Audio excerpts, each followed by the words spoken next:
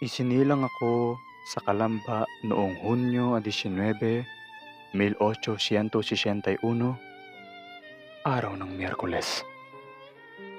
Ipinangalan sa akin ng aking ina na si Teodora Alonso ang Jose bilang pagbigay karangalan kay San Jose, at Protasio naman para sa karangalan ni San Protasio, isang martir. Kumpadre, lubos na nagpapasalamat ang ating mga kasamahan sapagkat patuloy na umuunlad ang ating sakahan. Wala naman ako ibang nais, kundi mapabuti ang ating sakahan. Katulad ng iyong hinahangad, gayon din ang sa akin sapagkat pangarap ko din na mapaunlad ang ating bansa. Tama ka dyan, kumpadre. Ganun na lamang ang aking pangamba, sapagkat nalalapit na ang kanyang panganak. Francisco! Francisco! Mahal ko!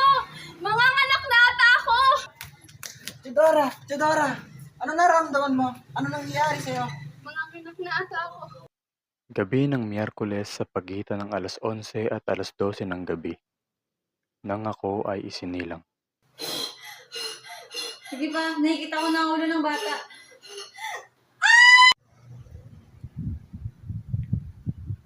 Doña Teodora, isang malusog na batang lalaki ang iyong anak. Tingnan mo, oh. Tingnan mo mabuti ang anak mo.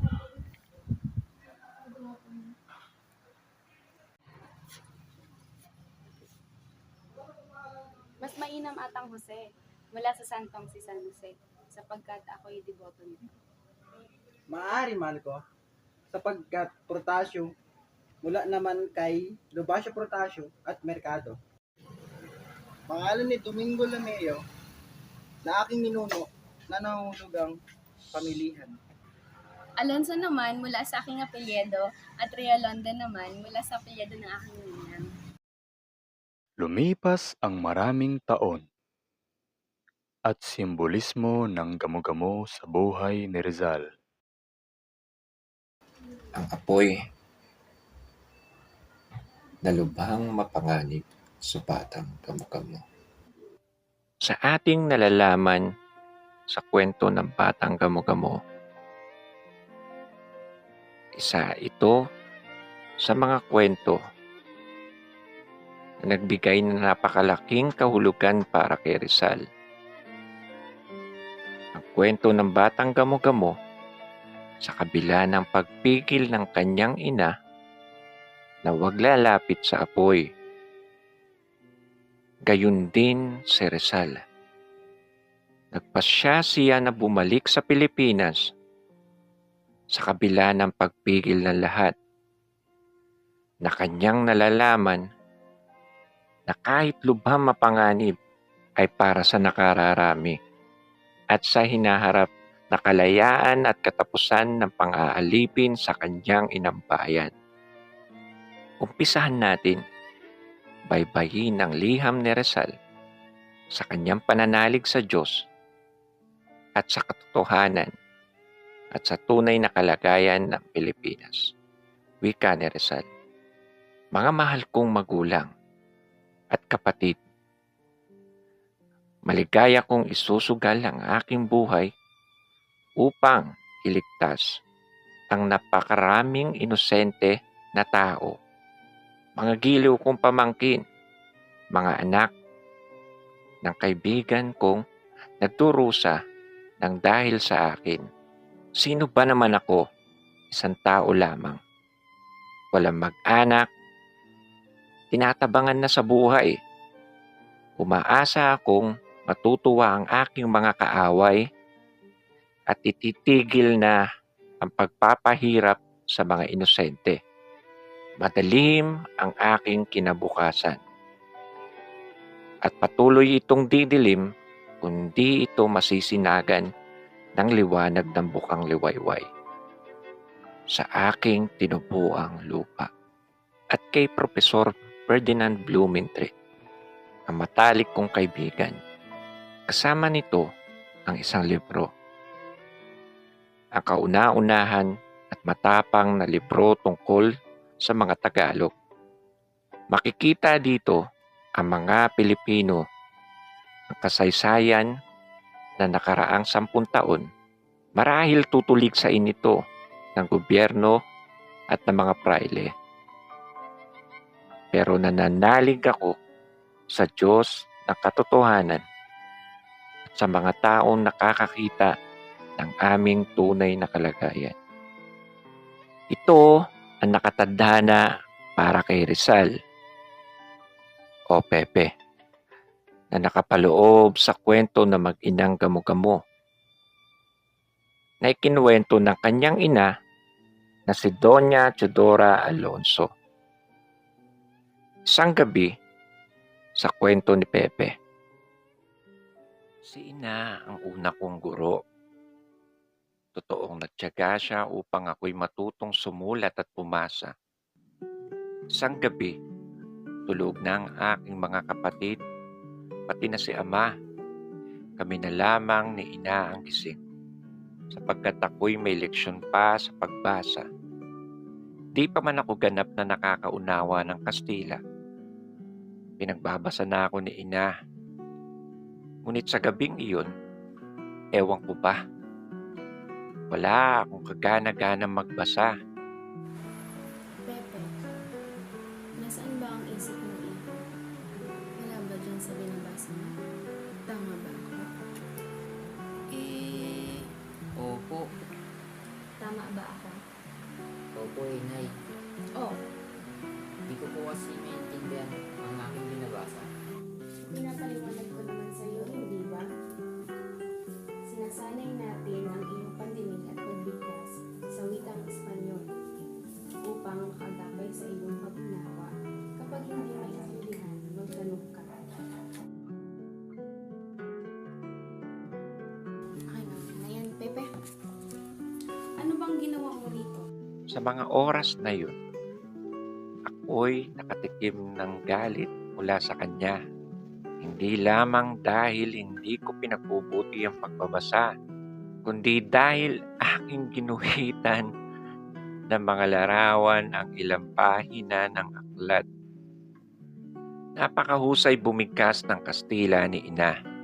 Ngunit ilang saglit lamang, ayun, wala na naman ang aking pag-iisip sa leksyon. Mabuti na lamang, may 2 gamo-gamo na tumawag ng aking pansin. Nawala ang aking antok. Pinanood ko ang mga gamo-gamo. Napansin yun ni ina. Sa halip na ako'y kanyang pagalitan, sa 2nd pagkakataon, sinabi niya sa akin, Pakinggan mo akong mabuti. Pakinggan mo ang aking pagbigkas. Babasahan kita ng isang kwento. Kwento?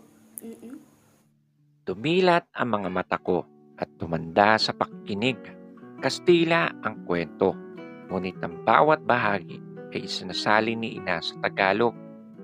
Sa kanyang ganung pamamaraan ng pagbasa ko nasasabi ang taas ng kanyang talino. At isa sa lubos kong hinahangaan. Ang kwento ay patungkol sa mag-inang gamo-gamo na umaaligid sa munting apoy ng lampara. Pilyo ang batang gamo-gamo. Lumilipad siya papalapit sa apoy. Lalayo, ngunit lalapit ulit. Lalayo, lalapit. Inaakit siya ng apoy. Merong kung ano ang apoy na matutuklasan lamang niya kung siya ay lalapit. At lalapit pa. Habang ako'y taimtim na nakikinig sa pagbabasa ni ina, hindi ko inaalis ang aking paningin sa mag-inang gamo-gamo. Labis na nabahala ang inang gamo-gamo sa kalikutan ng kanyang anak. Anak, wika ng inang gamo-gamo, huwag kang papakalapit sa apoy. Bakit po ina? Tanong ng anak na gamo-gamo. Mapanganib ang apoy. Ay lubhang mapanganib. Subalit ina, ako'y naaakit sa kanyang liwanag, sa kanyang init. Kaya ganun na lamang ang pag-aalala ng inang gamo-gamo para sa kanyang anak. Patuloy sa pagtatangka makalapit sa apoy ng lampara. Anak, huwag matigas ang ulo. Anak, kapag labis kang naakit ng apoy at ang pakpak mo'y madampian nito, ay naku, masusunog ka at mamamatay. Nang marinig ko ang bahagi ng kwentong iyon ni ina, bigla-bigla na lamang lumakas ang kabog ng aking puso dahil kung ano ang ginagawa ng batang gamo-gamo ay aking nalalaman at talintulad sa mga bagay na nais ko ring gawin. Ang paglapit sa liwanag ng apoy ay labis na mapanganib, ngunit ako siya rin naaakit.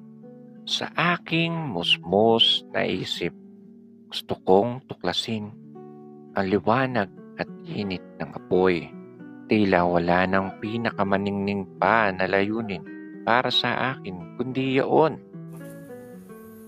Hindi nagpigil ang batang gamo-gamo. Hindi siya nakinig sa payo ng ina, kaya't sa isang iglap, hinagip ng apoy ang kanyang pakpak. Naging bumagsak ang batang gamo-gamo, sunog ang pakpak, wala na ang buhay. Hindi kaagad ako nakatulog ng gabing yun. Naglaro na napakatagal sa aking isipan ang sinapit ng batang gamo-gamo na naakit sa liwanag, na sa kabila ng pangaral na huwag magpakalapit ay lalong sumuong sa apoy. Sa aking paglaki, pagkakaisip, baon-baon ko sa aking isipan, kabuluhan at tumahalin tulad sa aking mga gawa. Ang sinapit ng batang gamo-gamo, hindi siya natakot tuklasin ng apoy ang katotohanan. Sukdulan, makabuluhan, ang ultimong pagpapakasakit. Higit para sa sarili, kundi para sa bayan, para sa higit na nakararami.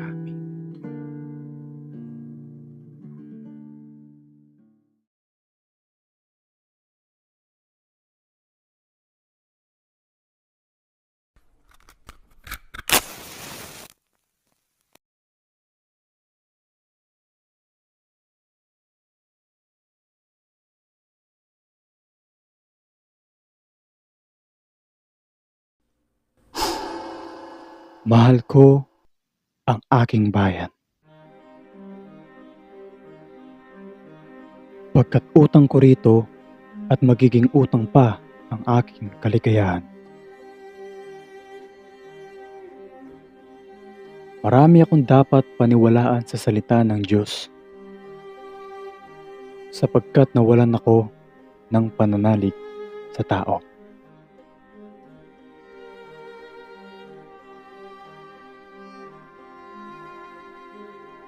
Halos 7 taon akong nahiwalay sa aking bansa. Ang sabi ng ilan,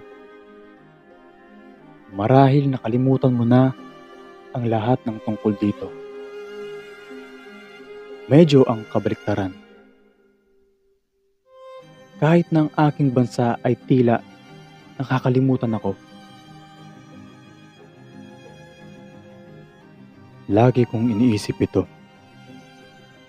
Ang maging masaya ay hindi nangangahulugang magpakasawa sa kamangmangan. Hindi ang kriminal na pukawin ang buot ng iba, ngunit ang mga taong matapat.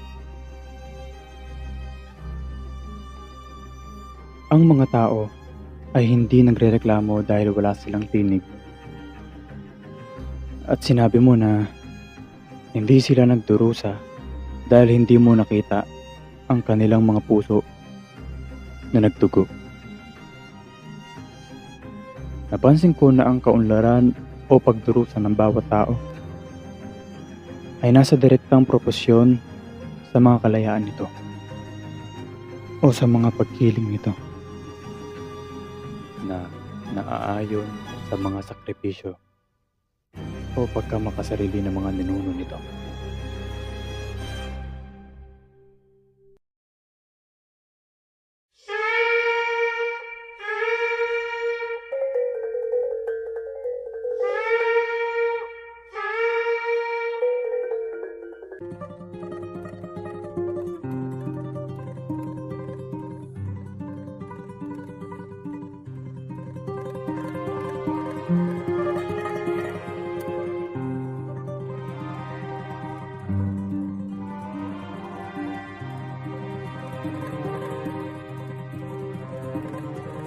ang bayan kong Pilipinas.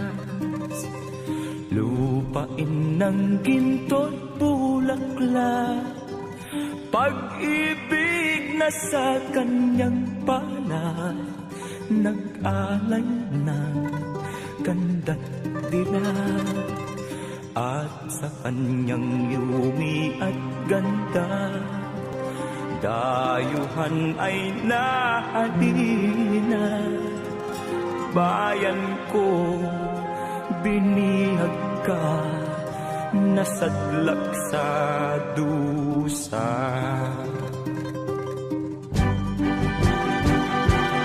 Ibon mang may layang lumipad, kulungin mo at umiiyak.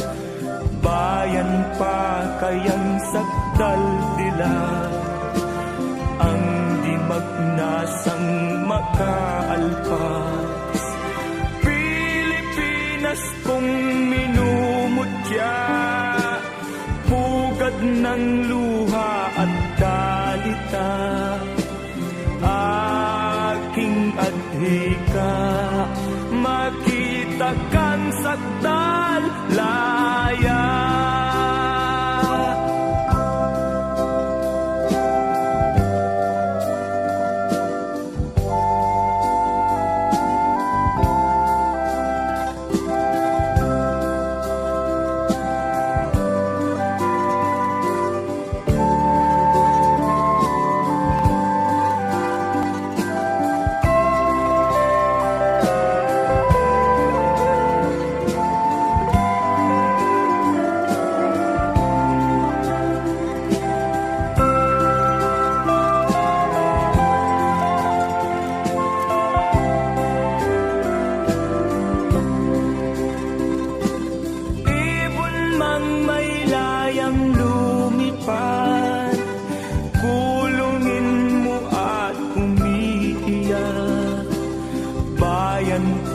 Kayang sakdal tila, ang di magnasang makaalpas.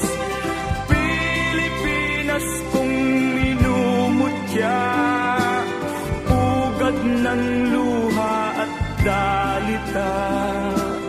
Aking adhika, makita kang sakdal